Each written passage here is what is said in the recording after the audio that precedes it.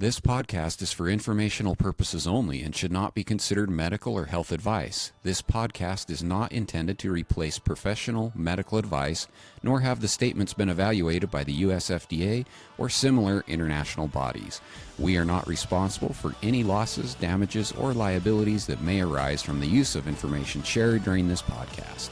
The views expressed in this podcast may not be those of the host.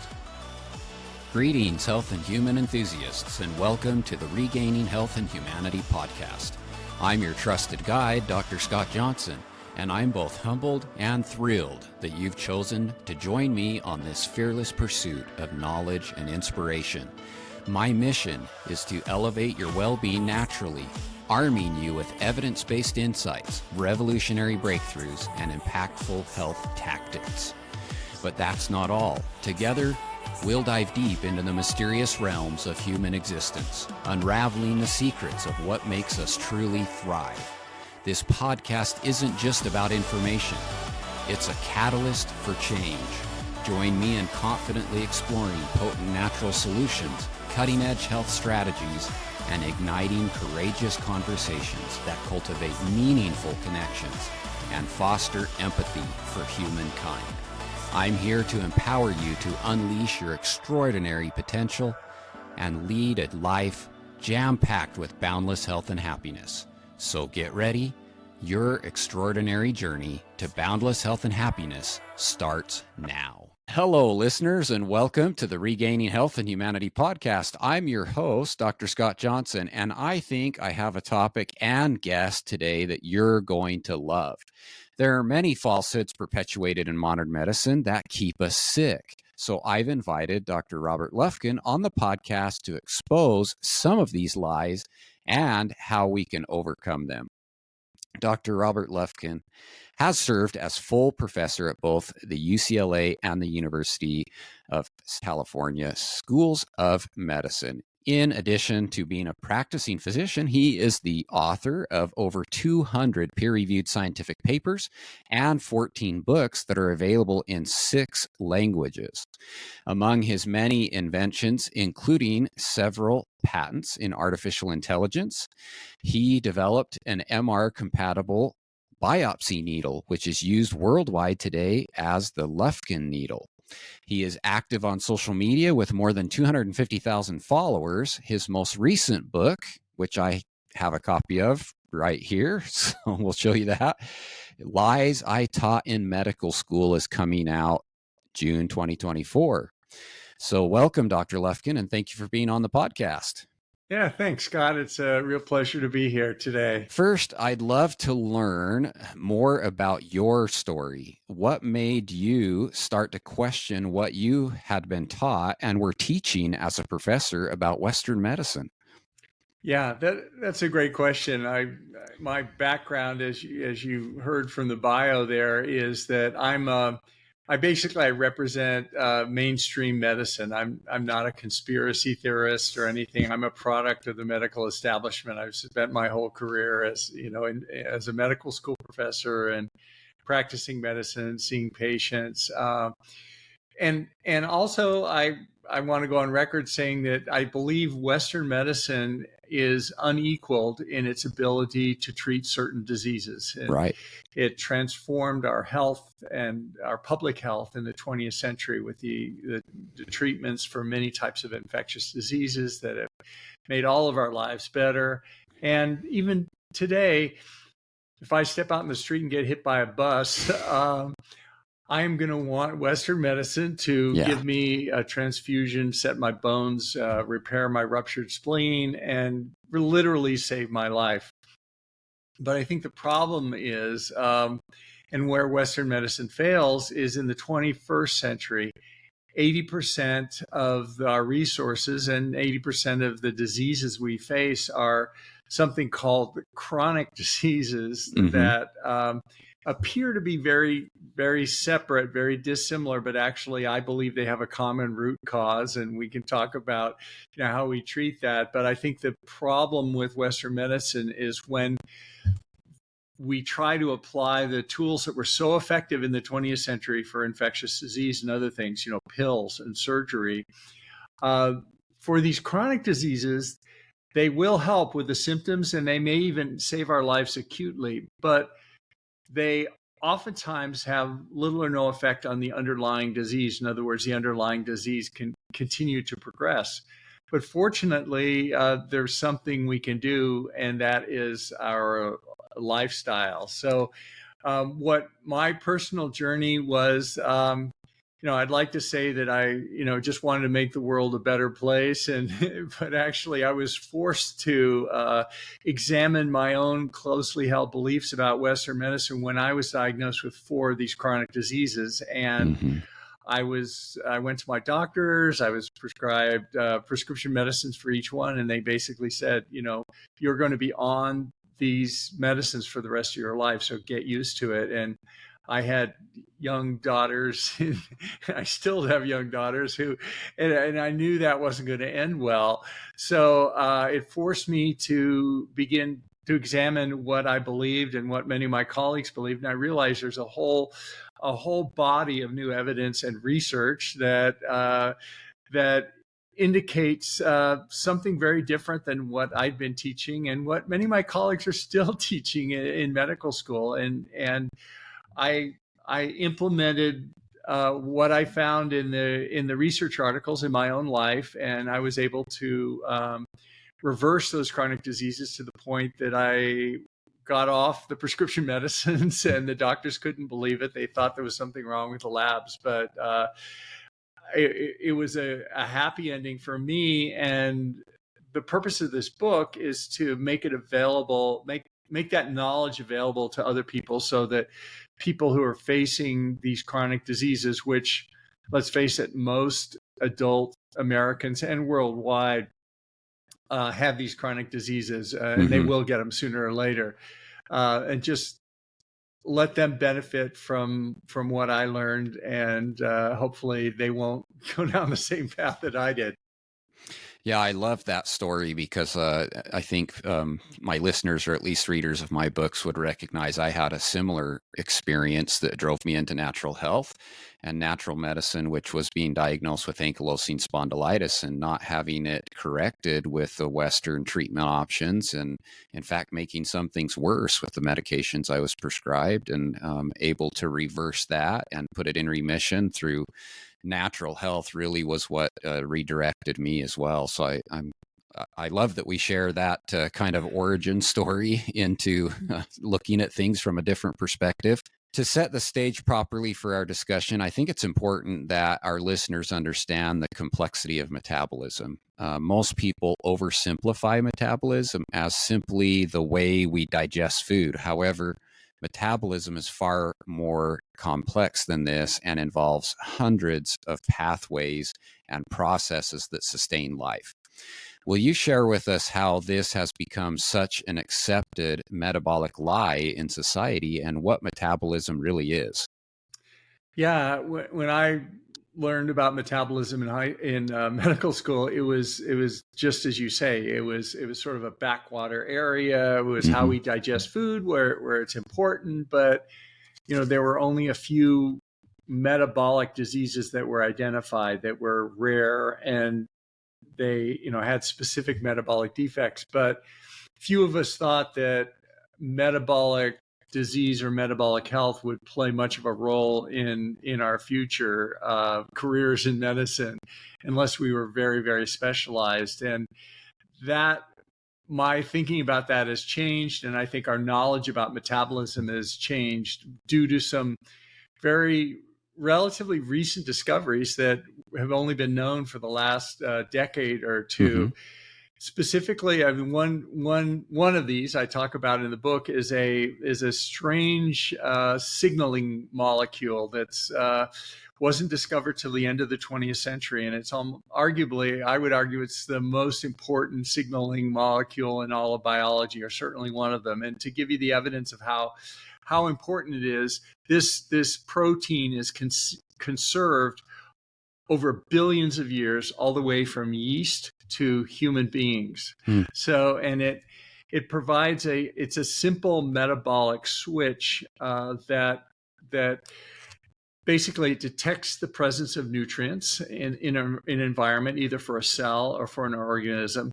And if nutrients are present, it tells the cell to grow and turn up the metabolism and turn on inflammation, which can be a healthy thing.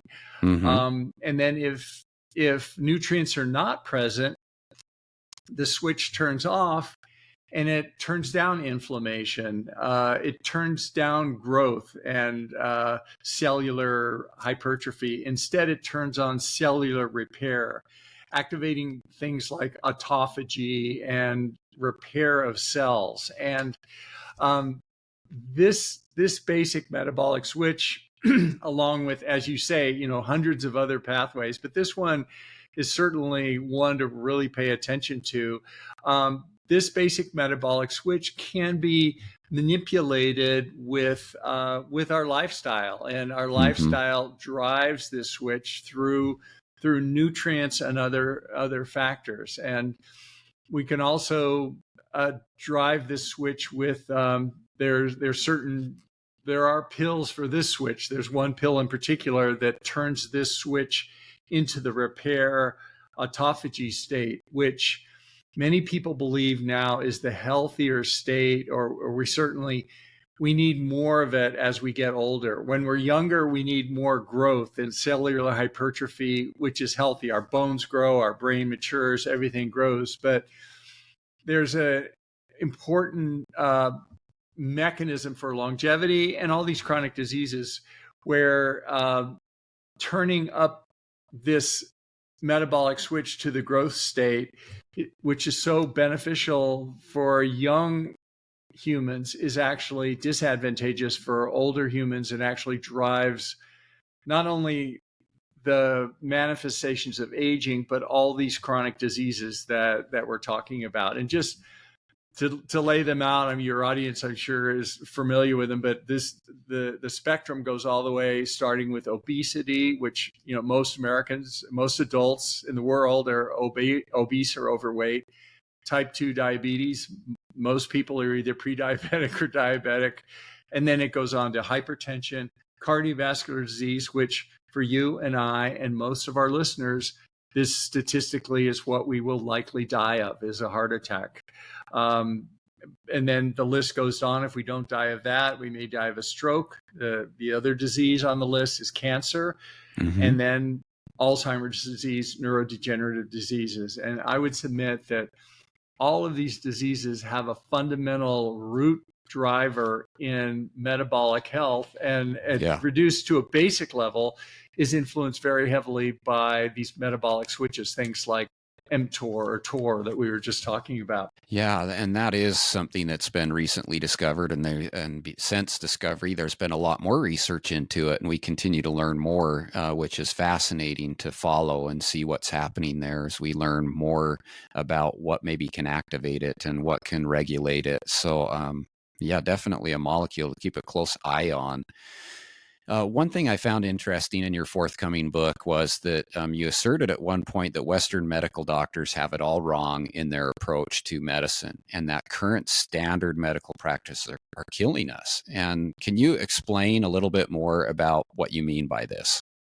Yeah, I mean, I'm not sure they have it all, if we have it all wrong, but we get a lot of things wrong, and anything wrong is not good in a healthcare system. So one of the things, Western medicine, and the way I was trained and the way many of my colleagues still practice, is that we detect a disease and then we treat it with pills or surgery largely. And that's whether it's obesity or hypertension or type 2 diabetes or, all the diseases we mentioned. And before I'm diagnosed, I don't have the disease, but once my doctor diagnoses it, then I have the disease. And there's this binary effect. And what we're learning now is that these chronic diseases actually are chronic. In other words, they begin years to decades before the doctor actually diagnoses it. All these diseases, including cancer. Well, what does that mean? It means that if I wait until I go into my doctor's office and he or she says, you know what, the reason you're forgetting your keys is because you have Alzheimer's disease, or, God forbid you have cancer, or you have a heart attack or stroke or hypertension, any of these things. And then they begin putting me on pills and surgery and stuff. If I wait until the doctor diagnoses the disease, I'm already at a disadvantage. In other words, the disease has been around for a long time. So I think the new approach to medicine in my mind is to change things. And we can talk about how that is in our metabolic lifestyle that will reduce our risk of getting these diseases. And eventually, if we do get them, we'll slow down, or in some cases, even reverse the progression of the disease. But that's a new way of thinking about medicine or healthcare. In other words, I know as a physician that if I go to my doctor's not going to make me healthy. That's not their job. Their job is to make me less sick.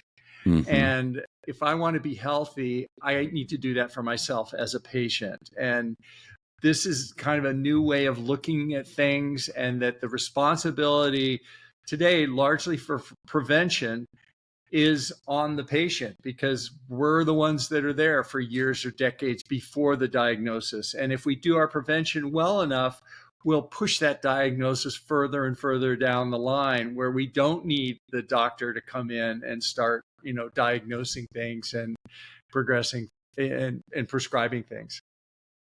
Yeah. Being personally accountable and responsible for your own health is so important, and playing a more active role in prevention and just maintaining that state of health is so important for everybody. Because like you said, these things are not just happening overnight. You didn't just all of a sudden become diabetic overnight. It happened over a course of time, a long course of time.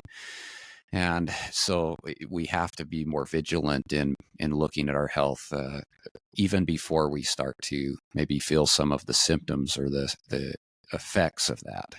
And if I could amplify that a little bit, and one other revelation that sort of changed my thinking about these diseases is, as a physician, I would think of a given patient, they either have this disease or they don't. Either they're diabetic or they're not. They might be pre-diabetic, but they either have Alzheimer's or they don't. And this sort of binary thinking is, I guess, it's necessary for the way our insurance system's set up and everything, but really that's not how it works. For example, type 2 diabetes is epidemic today. We've never seen as much type 2 diabetes ever in the history of the world, even accounting for the larger population of people today. And type 2 diabetes is not just, it's not just elevated blood sugar, although that's the foundational mechanism in insulin resistance. But type 2 diabetes is a driver for all those chronic diseases downstream. In other words, the number one cause of surgical amputations in our hospitals today is type 2 diabetes. The number one cause of renal failure and dialysis is type 2 diabetes. That's why DaVita, the dialysis company, is one of the biggest supporters for the American Diabetic Association. And then cardiovascular disease, type 2 diabetes is a huge risk for that. Same thing with cancer.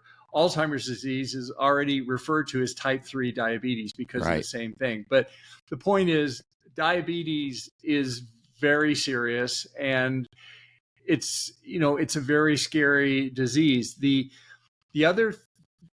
thing, though, that changed my thinking about this was that, there was a interesting study that came out recently with non-diabetic adults, large population based on the Framingham data, the NHANES data, some large data populations of these non-diabetics. And what they showed was your audience, you've probably talked about it, hemoglobin A1C, which is a blood marker, which is the way that diabetes is diagnosed, basically. When your A1C gets above a certain point, then you're diagnosed with diabetes. And when it's below that, you don't have diabetes. And it's just, it's kind of like, when are you overweight? When your weight gets to a certain point, you're obese, and below that, you're not.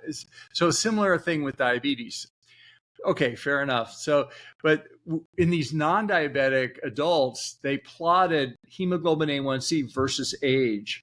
And an interesting thing happened.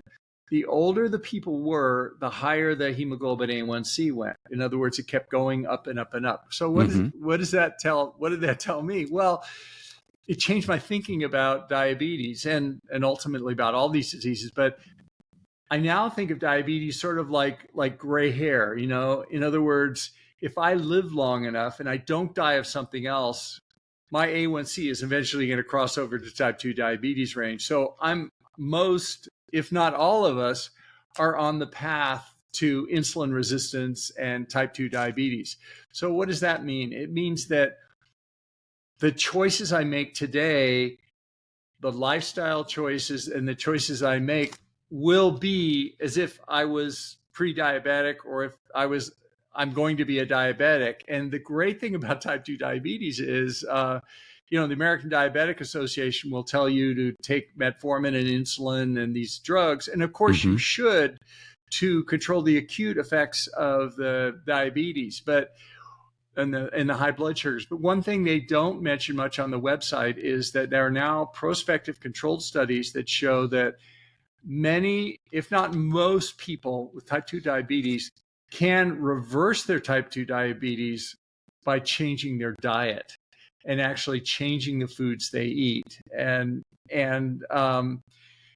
when they do that, they stop the progression of the diabetes, which is something that doesn't happen when the pills or surgery are given. In other words, the studies show that controlling diabetes with insulin may prevent you from dying from elevated blood sugar, but at least for many of those complications that we just talked about, the control of blood sugar with insulin doesn't slow down the progression of the diabetes. In other words, you're still on the train for Alzheimer's disease and cancer and all those other things. So I think this is an important missed message that by changing what we can eat, we can reverse this particular disease. And I would submit a metabolically healthy lifestyle will slow down or reverse most, if not all, of these diseases. Yeah, I agree. It's almost like, when you're diagnosed with that, the drugs that you're put on, if you're trying to remove weeds from your garden, it's as if you're just going out there and clipping the tops off of them. You really haven't got rid of the weeds. All you've done is reduce their visibility. And to get the root, to pull them out at the roots, you've got to actually focus on your lifestyle. And that kind of leads me right into the next thing that I wanted to ask, which is modern westernized diets are full of way too much added sugar. In fact, our own government, the USDA, when they put out their food pyramid, will tell you that you can have so much sugar, and it's really a lot of sugar if you think about how much they're telling us to consume. How does this affect your metabolic health? Yeah, I mean, the food pyramid, of course, is the recommendations that the U.S. developed, but was followed worldwide for decades, and it's still the basis of what we eat today. And Nina Teicholz and others have published some fascinating investigative reporting where they show the financial relationships of the authors of the food pyramid, and they're conflicted with basically junk food manufacturers, I would call them. And so it's basically people who are paid by the junk food industry developed a food pyramid, which is sold as a healthy food pyramid. But actually, if you look at the bottom row of the food pyramid, which is what individuals are supposed to eat the most of, it's actually all junk food. It's cereal, it's grains, it's flour, it's wheat. It's as if it was funded by the junk food business, and of course it is. Yeah, for sure. You've got to look where the funding is coming for everything. All the guidance we receive, all the research. You got to look at the funding to see why the conclusions may have been drawn that are drawn from these studies. Another question: chances are, if you go to your physician and have high cholesterol, you're going to be prescribed a statin. Why do you consider this a bad approach to reduce the risk of cardiovascular disease? Yeah, I'm not totally against statins, as some individuals are in this space, but I think they're being oversold for a couple reasons, and we talk about it in the book in detail. But basically, the effectiveness has been overstated by using, relative versus absolute risk. So you see ads for Lipitor that says 30% reduction in heart attack risk, and of course, the studies show it's actually a 1% absolute risk. So there's a 1% reduction in heart attacks. But wait a minute, you may say, hey, you just told me that my number one chance of dying, and most of our audience, all of us, is going to be from a heart attack. So I'll take 1%, I'll take it, Yeah. which is a fair, I agree with that. But then we have to look at the side effects, and side effects of statins are minimized. And for some people, they can be muscle aches and pains, but there's a darker effect on the brain with things like brain fog and mental issues, and even suicidal ideation and depression and everything. And even to the point where a large study came out that we talk about in the book was about 60 different statin trials on LDL and looking at mortality from heart attack and then all-cause mortality. And what they showed was that, sure enough, it hadn't changed. There's basically about a 1% decreased risk of heart attack, death by heart attacks in the group who got statins versus people who didn't have statins. Well, still, that's great. That's good news. But some of the studies had a kind of a disturbing coda to that. In other words, they showed that the all-cause mortality, in other words, if you looked at all the reasons that people died, the people on the statins had a lower risk of heart attack by 1%, but they had a higher risk of dying by 1% from other things. So that their net all-cause mortality wasn't any different than the people who weren't on statins. So you might ask, well, what did they die of? What kind of things? Well, it was things like traffic accidents. It was suicides. It was, things that, are somehow linked. Arguably, you could hypothesize they may be linked to cholesterol in our body. But so certainly cholesterol plays a role in heart disease, although some people argue that the effect of statins are anti-inflammatory primarily for heart disease, and the LDL cholesterol is just it's a red herring, because 50% of patients who come in with heart attacks have normal cholesterol, or more. But I think the knowledge is evolving with fats and cholesterol, and we're doing NMR analysis of them, and we're trying to understand that better. But I think the take-home message for me was that if you look at hazard ratios, which are things that increase your risk for heart disease, LDL cholesterol is relatively small. Things like smoking are much bigger. And then the really big ones are metabolic factors like triglycerides and HDL, which are strongly linked to metabolic disease. Insulin resistance, diabetes is a much, much higher risk than LDL cholesterol. So the point is with statins, just, we all have to make decisions, and we all, there is incomplete knowledge. The lies that were taught before in medical school, we're still teaching things that we're eventually going to find out are going to be incorrect. And that's the nature of medicine. We have to be open-minded, and we have to acknowledge that we have incomplete information about everything, but we accept that, and we understand the risk, and go at it with our eyes open, at least with as much knowledge as we can. I tell people that you can't really speak in absolutes when it comes to science, because science is what we know now, but it may not be what we know later. As we develop our research, as we increase the amount of study of different parts of the body and diseases and mechanisms, we find out new information all the time. And so you shouldn't really say this is absolutely what will always be the same on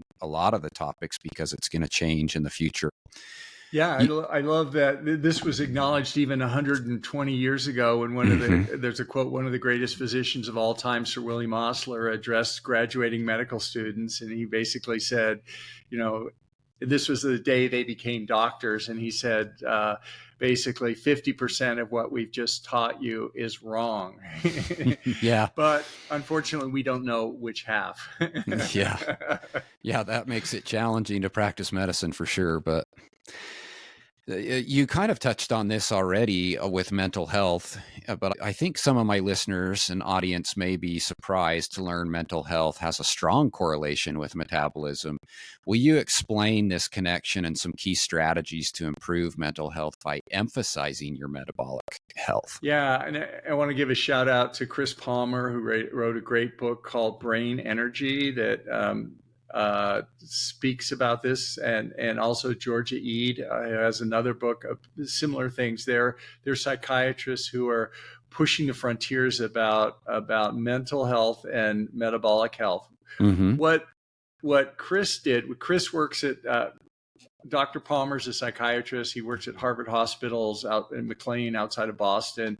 He deals with severe mental illness to the point where people are hospitalized on psychiatric medications. And he realized that epilepsy, seizures, many of the treatments for seizures, in other words, many of the drugs that are given to control epilepsy are also used for psychiatric conditions.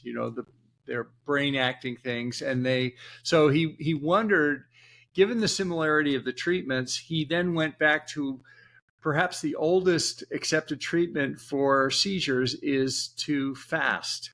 We know that fasting, almost 2,000 years ago, it was known that fasting or stopping eating will stop seizures in a large number of patients. And so he looked at a metabolically healthy way of doing that, which is called a ketogenic diet. Mm-hmm. We switch from glucose metabolism to fat metabolism. We burn fat when we're fasting, when we're not eating, but you can come up with a diet that simulates that and puts us into the state called ketosis. So anyway, what Chris did was, and Georgia E did also, they took their patients and put them on this type of diet that moved them in this favorable ketogenic state. And what they found was nothing short of breathtaking. And this is really in the last 24 months.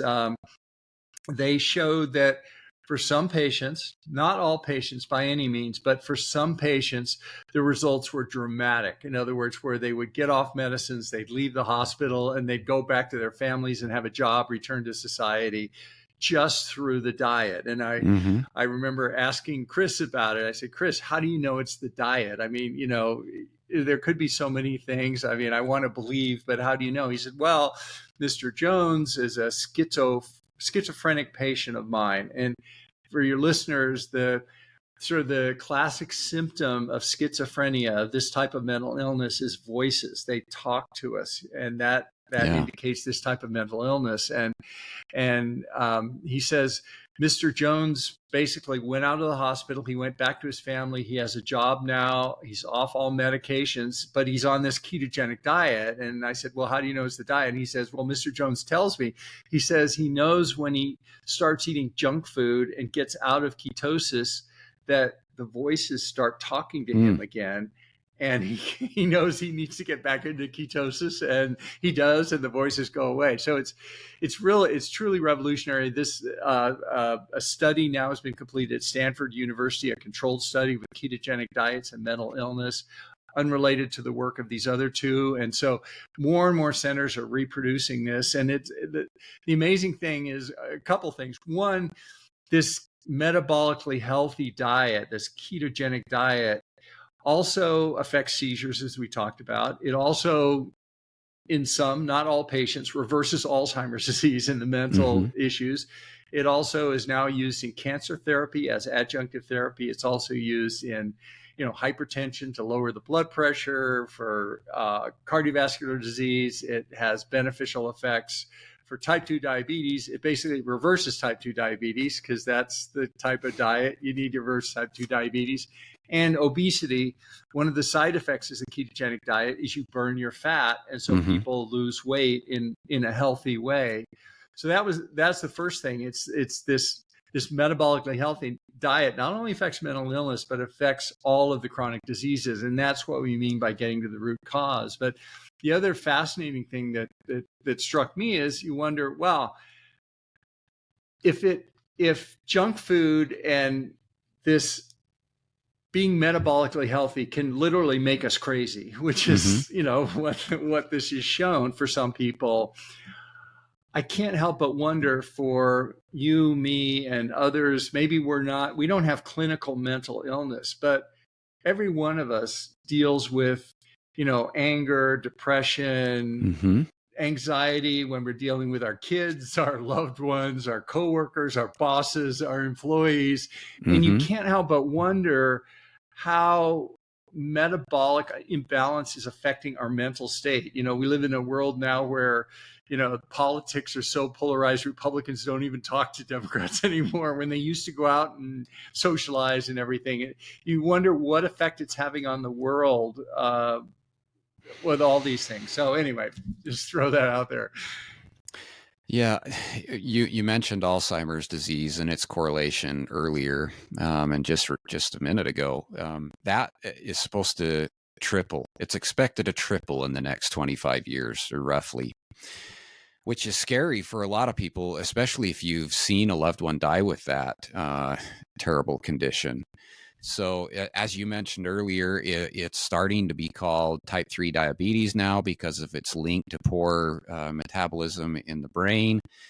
What do you feel is or are the leading causes of Alzheimer's disease, and how can people reduce this risk?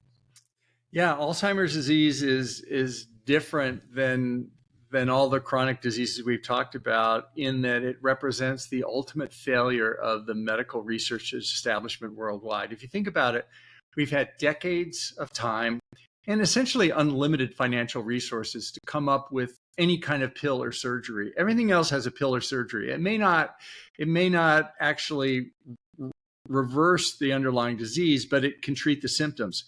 We don't even have that for Alzheimer's disease. And in the book, I talk about the work of Dr. Dale Bredesen, who's a neurologist who has a kind of a new approach to Alzheimer's disease. Rather than beta amyloid, which is now being increasingly discredited, he looks at it as a multifactorial disease. It may be related to vitamin D, it may be related to mold, it may be related to toxins, but a large percentage of it may be related to metabolic health. And I reference a protege of his, Dr. Heather Sanderson, who has a book coming out also, and Dale has a great book on Alzheimer's disease. But I was talking to her in that she's a practitioner. She has nursing homes around the country that specialize in Alzheimer's disease, but they're unlike any other Alzheimer's nursing home I've ever heard of, in that with her patients, they get admitted to the nursing home,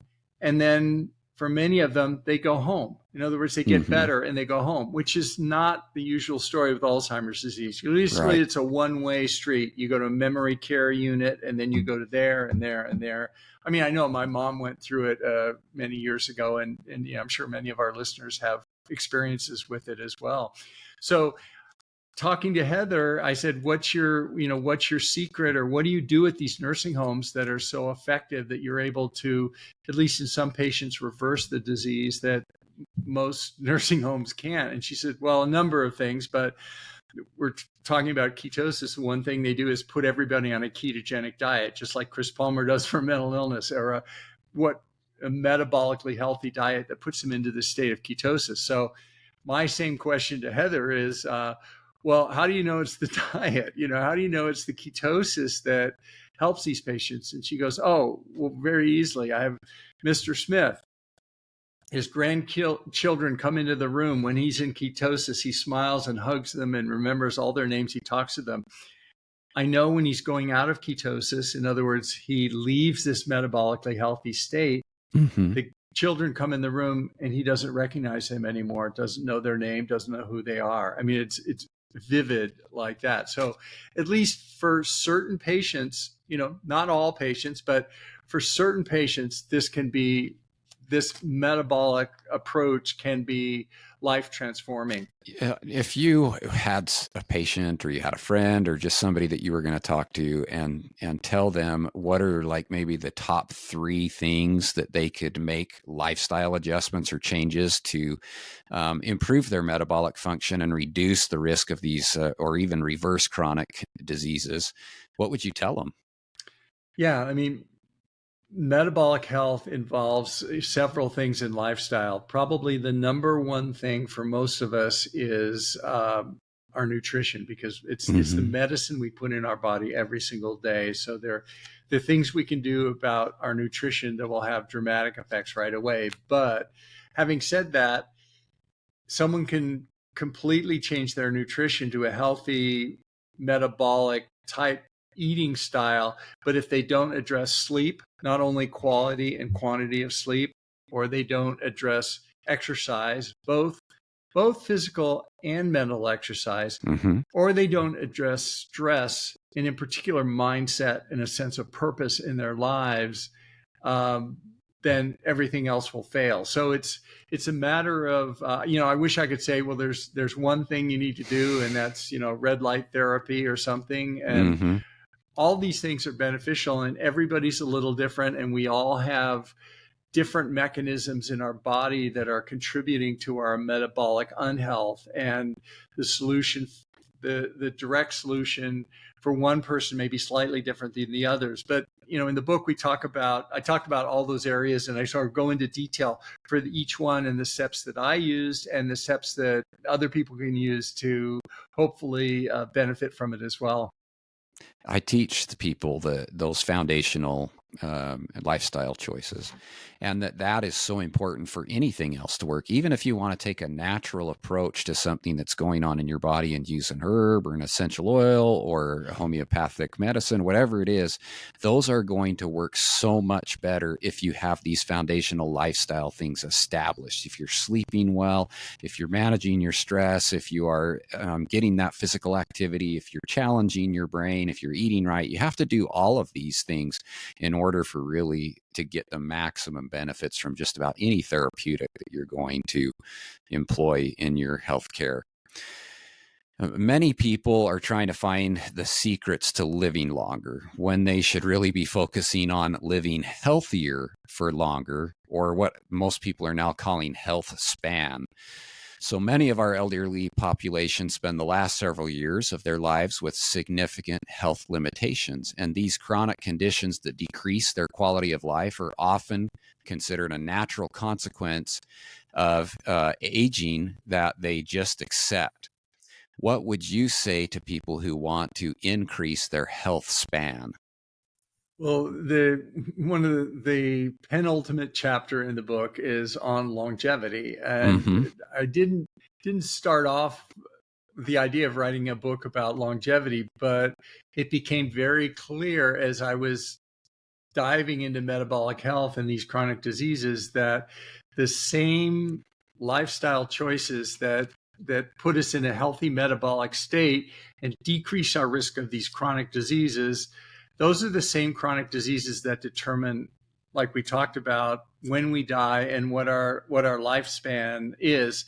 And not only do they do that, but they also determine the manifestations of aging. So the metabolic health drivers reverse or slow down things like wrinkles, gray hair, and periodontal disease, hearing loss, menopause. And there's some really remarkable evidence using mTOR where you can turn mTOR down as a metabolic switch, and it will actually reverse or slow down the phenotypes of aging, all the wrinkles, gray hair, and everything. But it will also, for every single one of the chronic diseases, and this has been documented by the FDA now, which has approved this mTOR drug for these things, will actually have beneficial effects on all the chronic diseases we've just talked about. And I'm not recommending, to some people who said, hey, great, there's a pill now for metabolic health, I don't need to do lifestyle. I would caution people about that, because even with this drug, this pill that we talk about in the book, as good as it is, we still don't understand all those hundreds of metabolic interactions that you talked about. And there's still effects that we're learning. And the one thing we know that probably lifestyle is going to be the most powerful effect at all. So if if people choose to take the drug, they can do it with it's a prescription drug. They can get it from their physician, but I would never recommend doing that without having lifestyle in place if you want to get the most benefits of a metabolically healthy life. Yeah, great. I think that's perfect advice. You need to have a team of healthcare professionals to work with, ones that are willing to support the choices that you want to make, and the lifestyle can't be ignored. It's just too often now that in society we want to have an easy button or an easy pill that we can just swallow and fix everything that we've done wrong in our lifestyle, and that's just not how health works. You have to have your lifestyle established because you're generally a reflection of your lifestyle, and so you need to work on that in addition to any other therapeutics that you decide to incorporate into your healthcare. Absolutely. I couldn't agree more. Well, thank you so much, Dr. Lufkin, for joining us. I encourage the listeners to go out and grab the book. It's a fascinating read, has a lot of good information that gives you, I think, great talking points as you go and meet with your physician or your healthcare professional to make better informed decisions for your own health. It allows you to be a better advocate for your own health. And again, thank you so much for being on the podcast. Thanks for having me, Scott. It was a great time, and thanks for doing this. Thanks for doing all the work you're doing with this program. Thank you for investing your precious time with us today. I trust you've uncovered valuable insights to elevate your health and enhance your quality of life. If you're hungry for more evidence-based wisdom to transform your well-being, I invite you to check out my 20-plus books, all waiting to be explored on my website, authorscott.com. Don't miss out on the chance to supercharge your knowledge. Please share, like, and subscribe to be part of the movement revolutionizing lives. In a world drowning in noise and endless information, your share can be the beacon that guides others to a better life. Together, let's make a difference by amplifying the life-changing knowledge you've gained today. Until next time, here's to your journey to boundless health and unbridled happiness.